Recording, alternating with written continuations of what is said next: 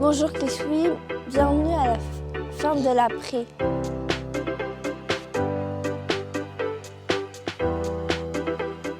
Je viens ici 2 fois par mois et j'aimerais bien venir ici plus souvent.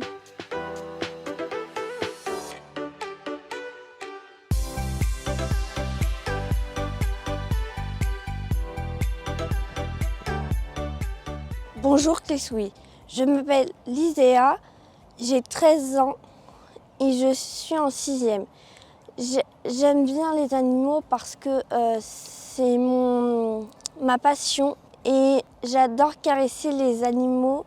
J'aime bien les monter, les faire un petit coucou, les nourrir.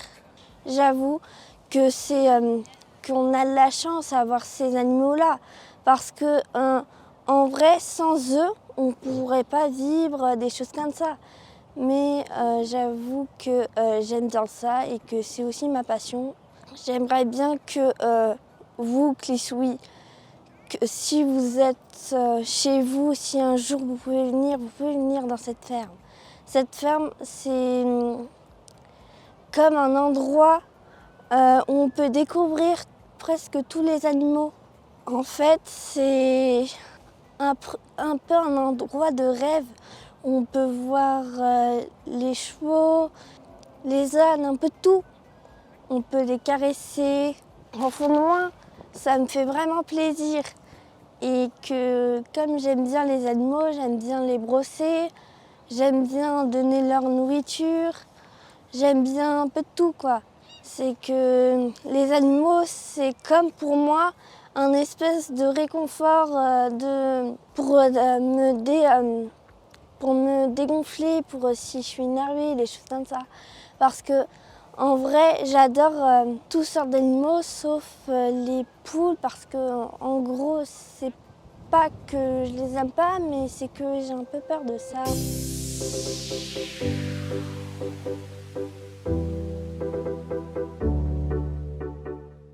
Je m'appelle Caroline Torneau, je suis psychologue clinicienne et je fais de la médiation homme-animal à la ferme de la Prée à Clé-Souilly. Vous intervenez régulièrement à la ferme de la Prée. Pour quel but? Quelles sont vos missions? Quels sont les bienfaits en fait, de l'approche animale humaine? Alors du coup j'interviens tous les jeudis à la ferme de la Prée depuis maintenant, alors j'y suis depuis 2 ans et j'interviens en tant que médiatrice homme-animal depuis 1 an.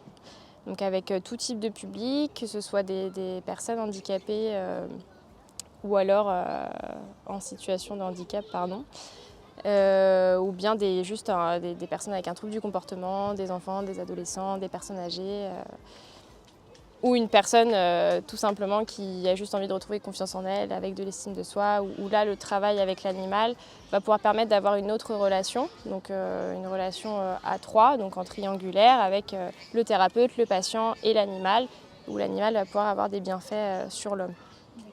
Avec le recul que vous avez justement, est-ce que vous avez pu constater des améliorations chez certains de vos patients? Oui, notamment un jeune qui a un trouble autistique sévère, où au niveau de l'autonomie, ça a pu lui permettre justement d'être un peu plus autonome par rapport à des ritualisations qu'il fait à chaque fois à la ferme, mais aussi permettre d'être plus dans la communication avec les hommes, mais justement grâce à l'animal dans un premier temps. Vous avez fait une formation sur la médiation animale. Est-ce que vous choisissez les animaux en fonction du mal-être du patient? Oui, je choisis les animaux, mais plus en fonction aussi de l'histoire de l'animal. Je vais essayer de faire coïncider un peu l'histoire de l'animal avec celle du patient, mais on ne peut pas choisir n'importe quel animal, parce qu'il y en a qui ne sont pas du tout adaptés à la médiation et qui n'aiment pas forcément le contact humain, et d'autres qui ont été maltraités, donc ceux-là aussi on les laisse tranquilles. Puis voilà, donc c'est vraiment des animaux choisis, c'est pour ça que pendant 1 an j'ai pu repérer les animaux avec lesquels j'allais pouvoir effectuer ce travail. D'accord. Donc parlez-nous de votre cabinet, où est-ce qu'il est, où est-ce qu'on peut vous joindre? Alors je suis aussi du coup à Livry-Gargan dans un cabinet psychologique où on est 2 thérapeutes et 2 orthophonistes en plus. Où voilà, on peut avoir des séances individuelles, pas forcément du coup à la ferme. Mais il y a aussi parfois mon chat qui vient justement pour pouvoir aussi avoir une tierce personne au cabinet. Donc c'est un partenariat que vous avez ici à Clé-Souilly avec la ferme de la Prée. Oui, exactement, on a fait ce partenariat en septembre pouvoir justement que les choses soient en règle, on va dire, au niveau des animaux et de la loi. D'accord. Donc vous allez participer le 25 juin prochain à la journée festive inclusive. Dans quel but ? Alors de pouvoir aussi justement un petit peu parler de la médiation animale qui n'est pas très connue, mais qui a des bienfaits énormes sur tout type de personnes en fonction d'un handicap ou non, dans l'estime de soi, la confiance en soi, aussi le langage et la communication. Ça sert aussi pour les personnes qui n'ont pas accès au langage et qui justement ont aussi besoin de médiation autre, parce que en tant que psychologue, on ne passe pas que par la parole aussi, il y a le corps. Donc voilà, pouvoir un petit peu parler de ces médiations dont on ne connaît pas trop finalement les bienfaits. Merci. N'hésitez pas à me contacter si vous vous sentez concerné par la médiation animale. C'est un endroit magnifique ici. Je trouve qu'ils ont de la chance d'avoir des animaux comme ça.